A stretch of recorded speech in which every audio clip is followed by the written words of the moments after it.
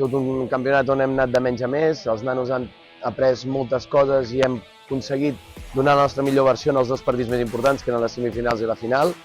Estem molt contents com a staff, estem molt contents amb els jugadors i per nosaltres sembla fàcil, no?, que Catalunya sempre quedi campiona, però no és el quedar campió, sinó és com es fa, i penso que aquests nanos han demostrat que es pot fer amb molta ambició, amb moltes ganes i competint a un gran nivell. Guanyar amb Catalunya és un orgull perquè entrar a la selecció ja és molt difícil, ja que, com ha quedat clar, som la federació amb més nivell, i poder arribar aquí i arrasar tots els rivals que m'han fet aquest campionat és tot un orgull. Crec que hem fet un torneig molt bo, crec que hem competit tots els partits i crec que hem crescut en un torneig. Per mi és una màxima il·lusió, crec que treballem tot l'any per això i estic molt contenta.